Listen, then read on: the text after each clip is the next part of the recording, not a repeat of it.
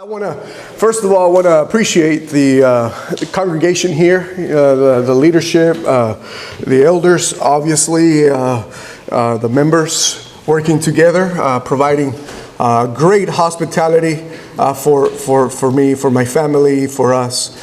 And I want to thank Brother Smith, Brother Rogers, also for the invitation to allowing me and invited me to be part of this preacher study. I was once in the pews 2 years ago. I had a great experience to listen to Brother Johnny Elmore. Obviously, there has been a lot of great preachers that have stood here in the pulpit and that have encouraged us. And unfortunately for us, they have passed away. Fortunate for them, we believe, we hope they are resting from their labors. But their teachings, their exhortations, their motivations still are with us. Let us continue to pray for the Elmore family and all those who have lost dear family with them. This afternoon, I would like to take a few minutes to study, to analyze for a little bit about this topic that for us as leaders might go through, might have gone through, or might go in the future, or maybe you're going through this discouragement. And I hope this lesson can help overcome discouragement, can help give you a better analytical view, a better perspective on what God has to say on discouragement. And I am going to be referring to leaders, meaning teachers of the congregations, deacons, elders, evangelists of the congregation. But I'm sure we can, the sisters from the congregation or a member of a congregation that doesn't teach can, I'm sure, find it helpful in your Christian walk. I hope it does. There has been a time in our life that there's a phrase that it is said in English, your win or my win has been knocked out from our stomach, Our confidence was shattered. Our hearts became discouraged because maybe someone told you just couldn't accomplish what you really wanted to. And they say, I tried and tried, but there's no way you can accomplish it. It just didn't work. Some tasks set before us maybe seemed bigger than we could handle ourselves. Those who once worked beside us, on a very important task or on a very important situation, maybe they themselves got discouraged and left us, making us feel discouraged. The scripture gives certain examples of those who face periods, moments of discouragement in their lives. But there's one particular example that not only show us the way discouragement can come, but also it shows us the way that it can eventually be conquered. That example is taken from the story of Nehemiah.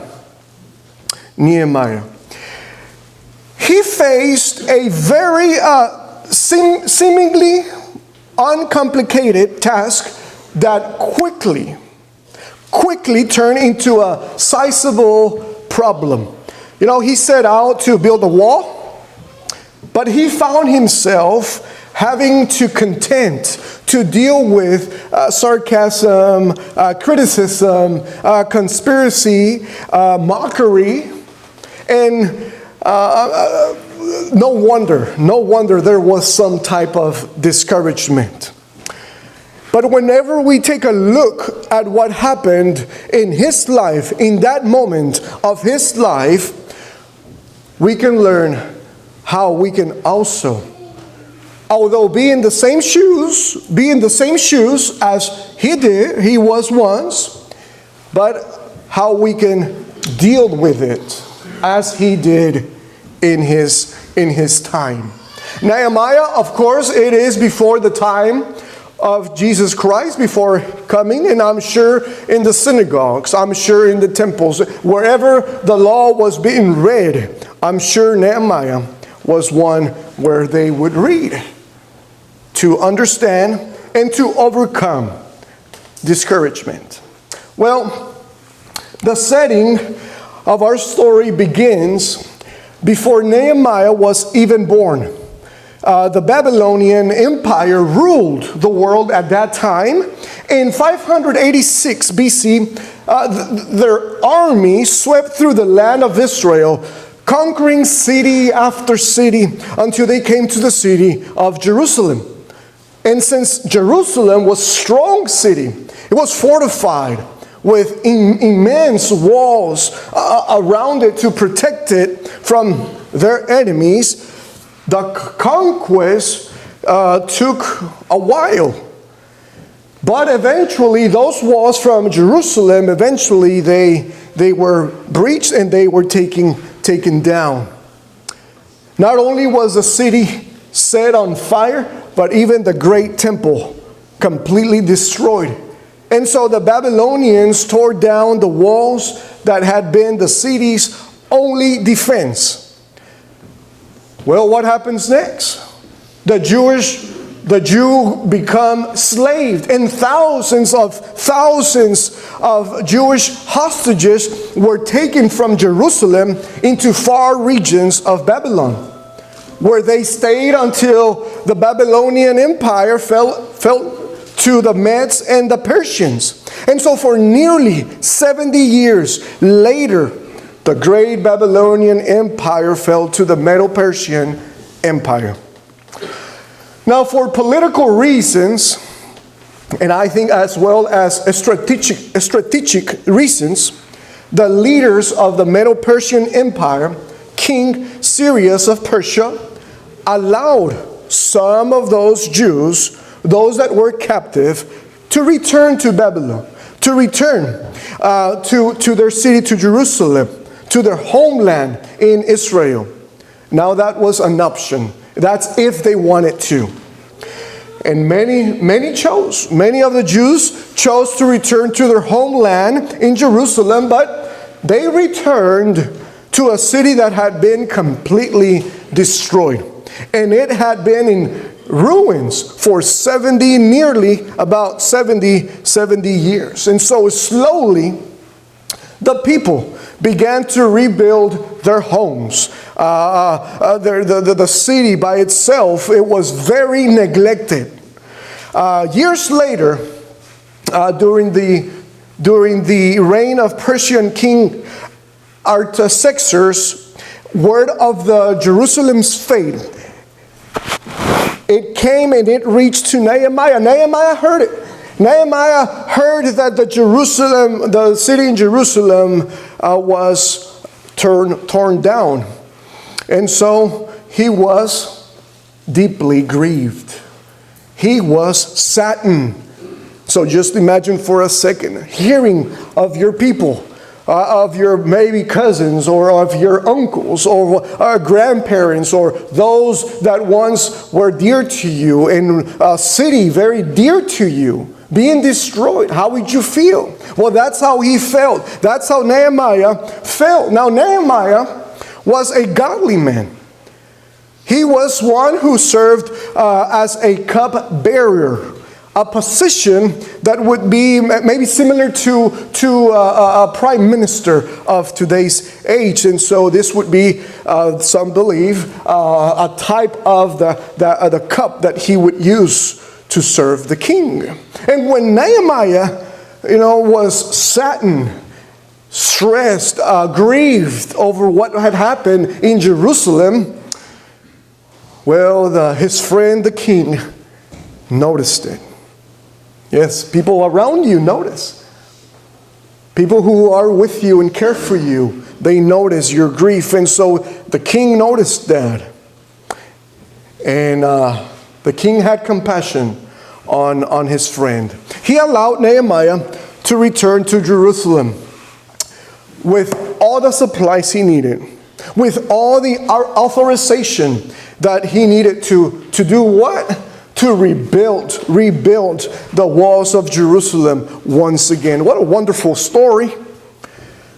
But when Nehemiah arrives to Jerusalem and he analyzes around and he looks around how Jerusalem was, he found that the walls was completely ruined.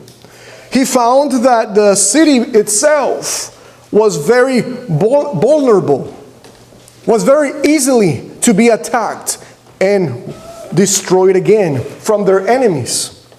And so Nehemiah begins a job. He begins a task. He sets forth a task, and that is to organize the people of Jerusalem, to join them together and rebuild those walls of the city. At first, everything seemed to be going well. But all of a sudden, all of that organization, all that positivity soon changed. And while Nehemiah's workers were building up Jerusalem's wall, a little every day, their confidence and their faith was torn apart constantly by the threats and criticisms of their enemies, to the point that finally their discouragement brought the work to a complete pause, to a complete standstill. There are certain reasons that are found in the book of Nehemiah chapter 4 to note their discouragement. And let's take a few minutes to study some of them and see and understand that, sometimes in our lives, we might even go through the same reasons to become discouraged.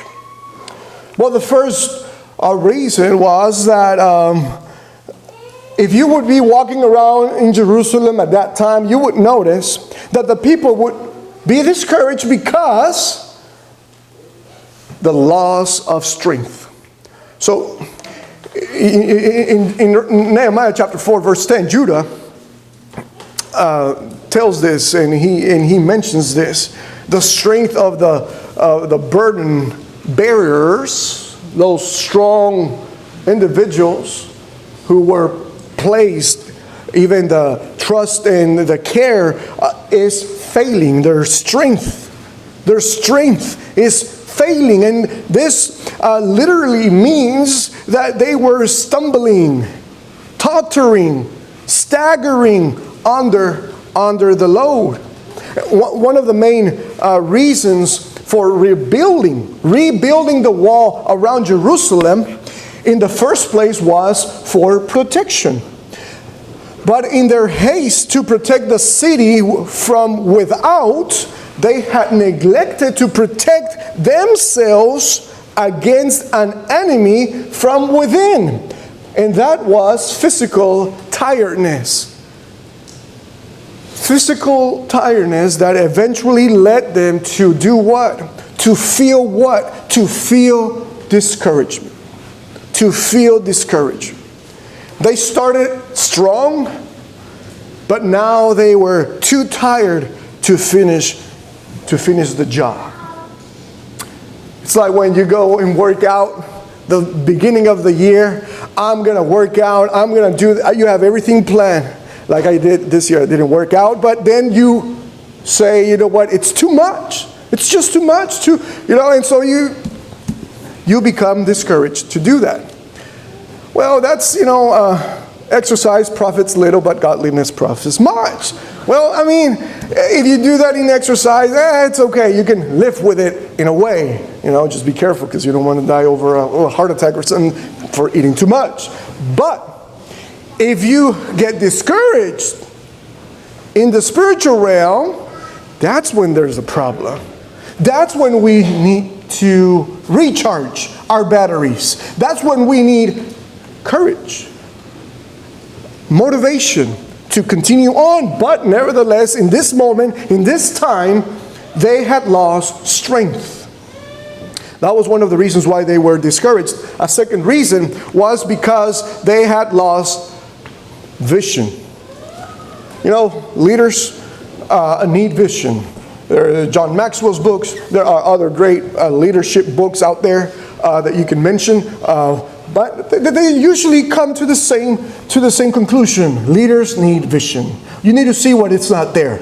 You need to see what is not there. And so the individuals, the people there in Jerusalem, the ones that were trying to rebuild the walls of Jerusalem, had a problem, had a discouragement because they didn't have vision. They were only seeing rubbish. They were only seeing problem in a way. Well, that's what we continue on reading there in verse 10. And the Hebrew word for rubbish just means dry earth or debris. In other words, they could only see piles and piles of rocks, and they could only see broken bricks and broken walls, and they would complain and they would say, "Oh, that's too much," that because they were seeing in a physical, earthly way of seeing things. There was no vision.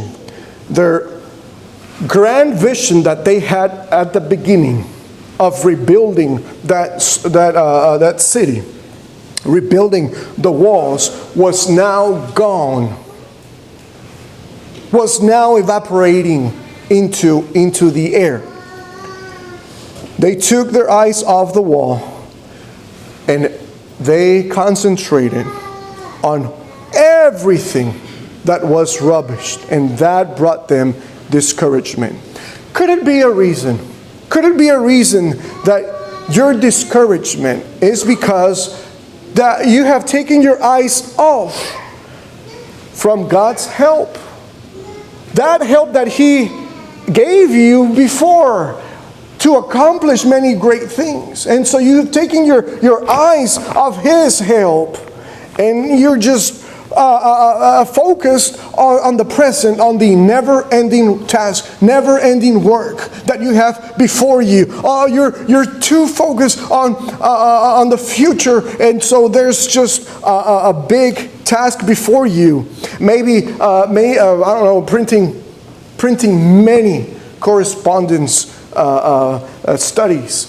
Maybe thinking about how door knocking or passing out flyers or there's just too much work to do, too much people to counsel, and sometimes they don't listen, and sometimes they don't get it, and so you think about that, and so you just lost your faith, you just lost your vision, you just got discouraged. Well, that's what happened with them. And yes, it's a tough job. It's a tough job. It was a tough job to rebuild those walls. And so they just saw the debris, the rubbish. I tell my kids, clean your room. They say, no, it's too much. And they're only seeing a very disorganized room. They see their clothes on the floor, and so I say, you clean your room, and then once you finish, you're going to feel better. And so they do. They finish and they feel better. But they have to have a vision that the room can be better. But if they don't have that vision, they only look at the trash that is on the floor, at the clothes that is all disorganized, and so that's why they get discouraged. And so sometimes if we're not careful as children that we should be, but not in that way, we get discouraged like children, because we can lose vision. And so they lost vision and they got discouraged. What's another reason? A third reason why they got discouraged? A loss of confidence. Loss of confidence. At the end of verse 10, there in Nehemiah chapter 4, it shows how the people, how they were not only physical tired, they were not only lost their vision, but their confidence had been worn out. As far as they were concerned, they simply couldn't rebuild the wall. They are not able to build the wall. That was their mindset.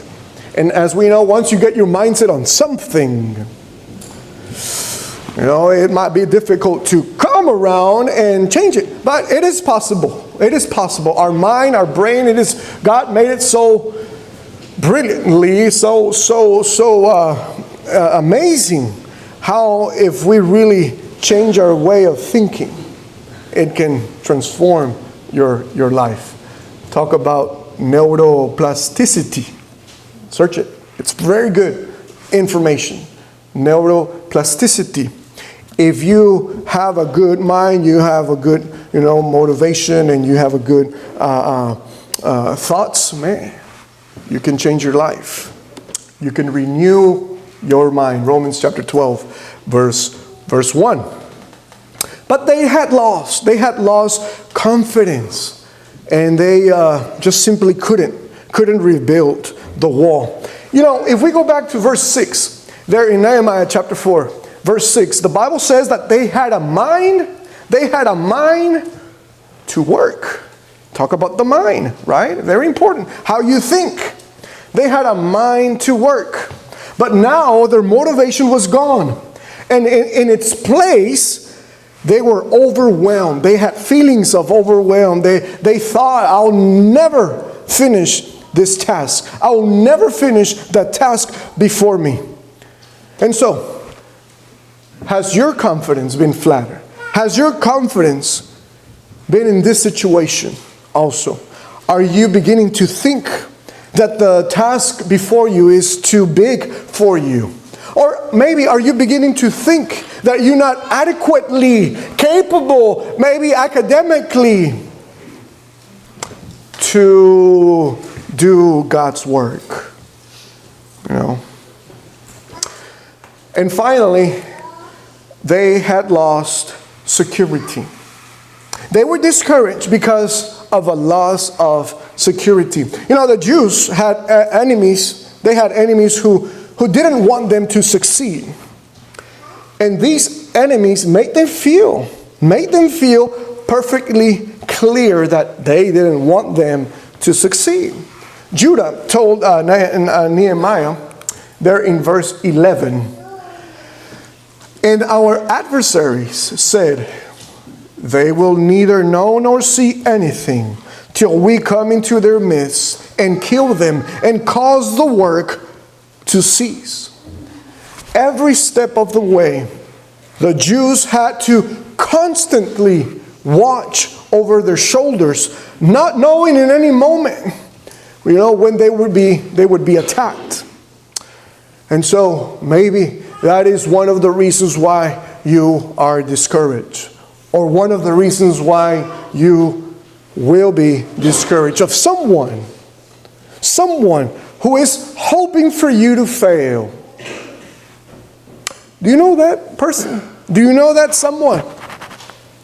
Someone who will be quick to point out that you are inadequate, that you cannot do it, to point out that you will fail.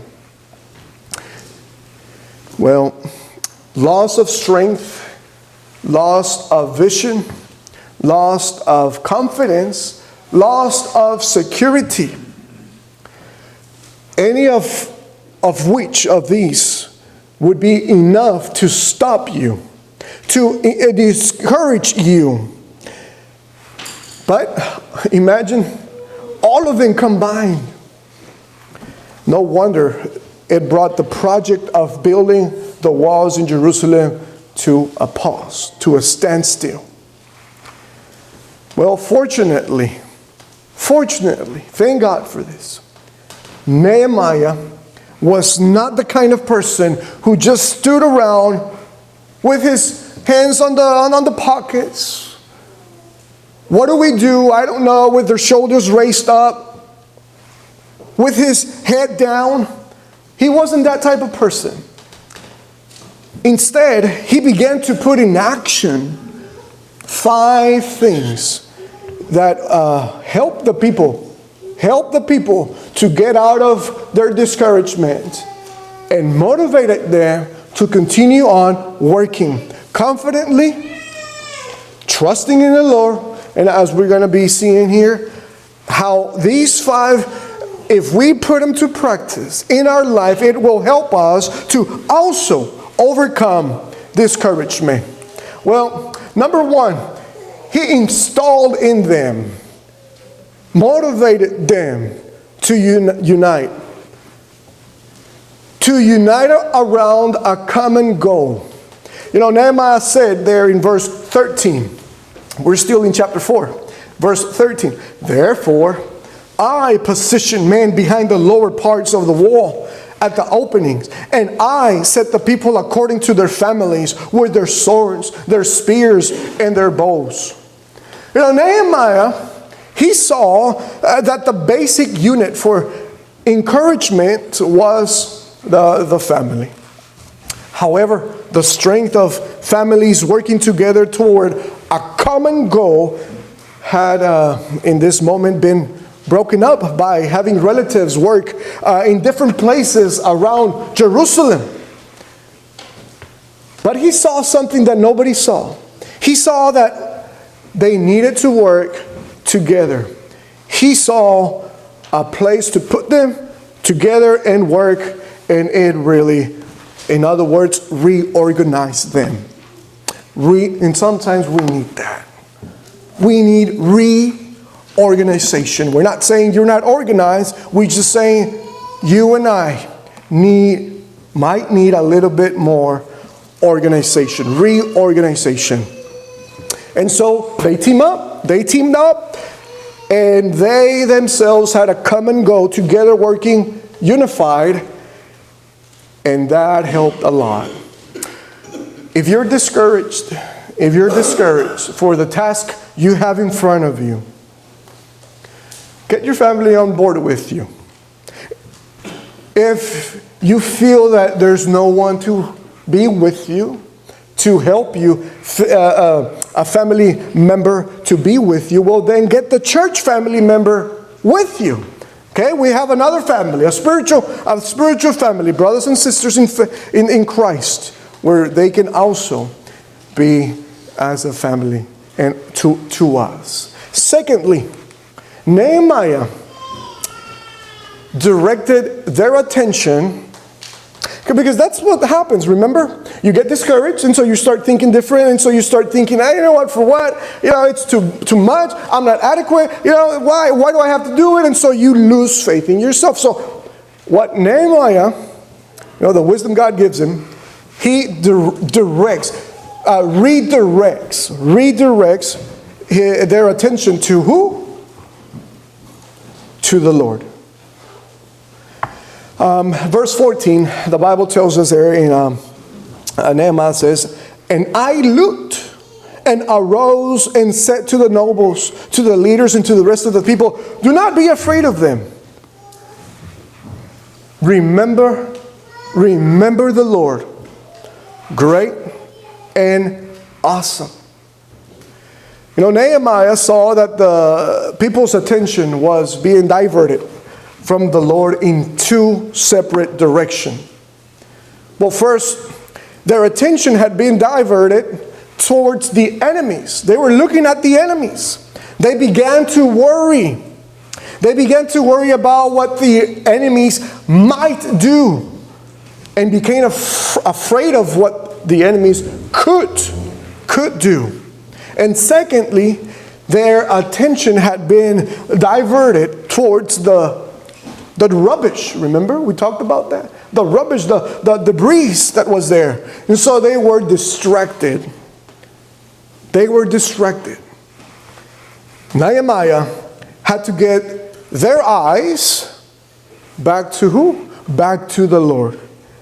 Until he could do that, there would be no progress. Remember, that's the foundation. That's the foundation. When we have our attention to the Lord, well, we have a good foundation to build up the work, the task before us. And when there's no foundation, solid foundation, then there is no progress. It might seem as progress, but it will eventually fall away as it did in this case. So he reminds the people that the Lord was powerful.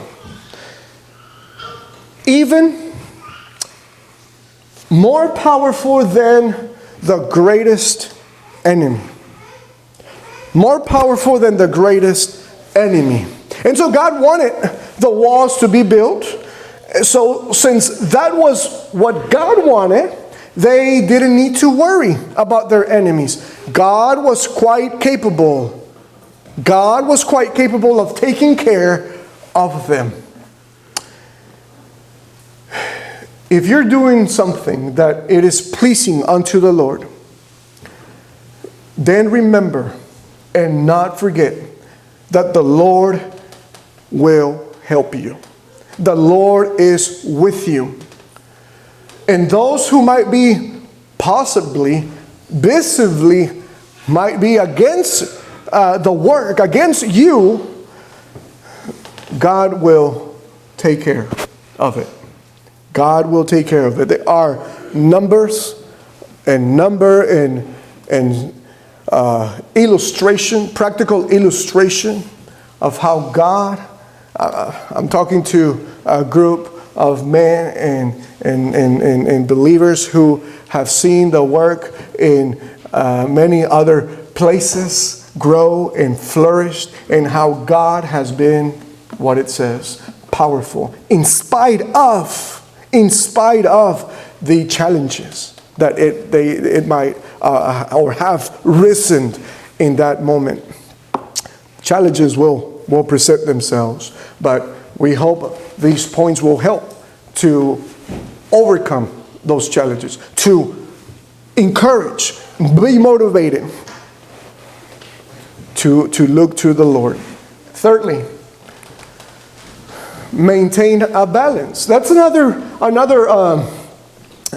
tactic, another motivation that Nehemiah gave to the people there. He helped them to maintain a balance. In verse 15, it says, "And it happened when our enemies heard that it was known to us, and that God had brought their plot to nothing." We'll talk about what God can do, right? Talk about the help God can do in your work. Okay? So, brought their plot to nothing, that all of us returned to the wall, everyone to his work. Verse 17 says, "Those who built on the wall, and those who carried burdens, loaded themselves, so that with one hand they worked at construction, and with the other held a weapon." And so, like us, when we get discouraged, it is mainly because we're only seeing one thing at a time, never the whole picture. As far as these people were concerned, they either had to take time to either build the wall or fight. And as we know, as long as they were building, they couldn't fight, and as long as they were fighting, they couldn't build. Nehemiah had to help them understand to maintain a balance, to have Be ready for both scenarios. Build and be ready to defend. Be ready to fight. He brought both actions together. And so he urged them to maintain a balance in working to rebuild the walls while also being prepared to fight. Maybe as leaders, we need to step back. We need to take a look at the big picture once again and remind ourselves why. Why are we want to be devoted to the task before us? You began the task because it was right before God. It was the right thing to do.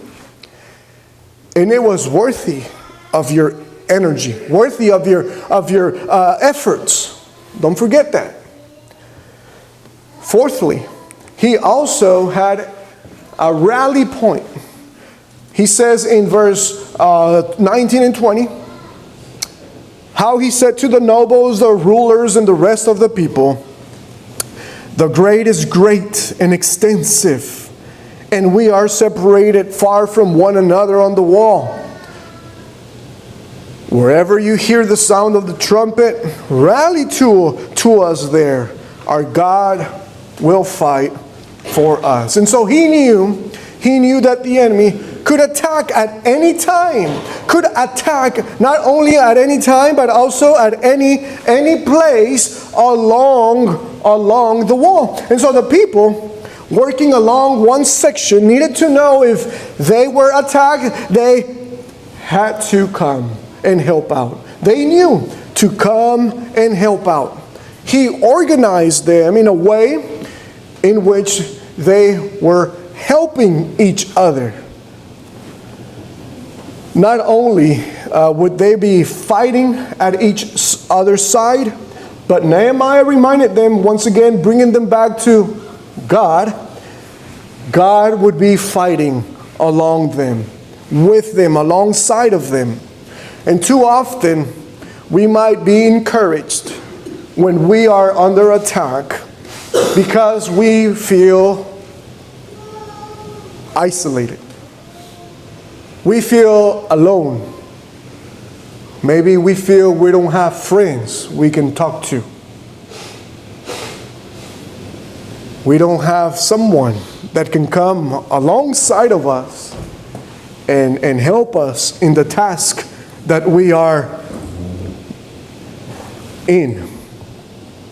You know, that idea of drawing the people together to help out together, it is, I guess, discovered when you read the scriptures of the Old Testament, even in the New Testament. But I'm gonna make 2 points in the Old Testament. When David was discouraged for Saul, he was running away from his life. He was discouraged about Saul trying to kill him, and Saul being a man of battle, Saul being the king, having men under him, so that, at his word, go find David and kill him. Having that in his head, David having that in his mind, would feel discouraged. And who came along to help him? Jonathan, right? Jonathan was there to encourage him. Ironically, was the son of the man that wanted him dead. Now, how about Elijah? Okay, there in 1 Kings chapter 19, Elijah was scared, was depressed. He felt that whenever he heard, they want to kill me. And so he ran away and he went into the cave and he didn't want to come out. Ironically, after having an amazing victory in Mount Carmel. But he felt that. Well, who came along and helped him? Elisha. Elisha came for him to help him. We all need someone who will drop in, who will come, who will run if he needs to come and help us. And that's something that would help to overcome to overcome discouragement. That would mean that you would tell that someone, hey, there'll be a time when I'm going to have to call you.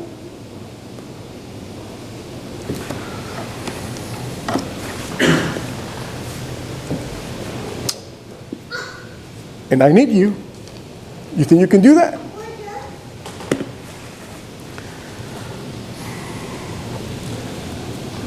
Finally, Nehemiah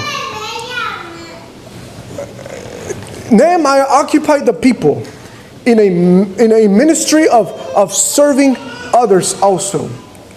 He said, so we labored in the work, and half of the men held the spears from daybreak until the stars appeared.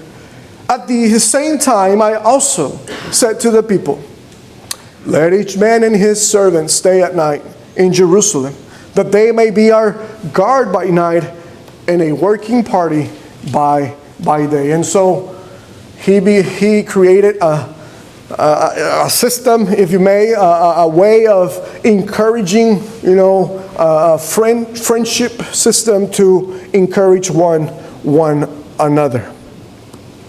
And that's how they overcame discouragement. Many of us as leaders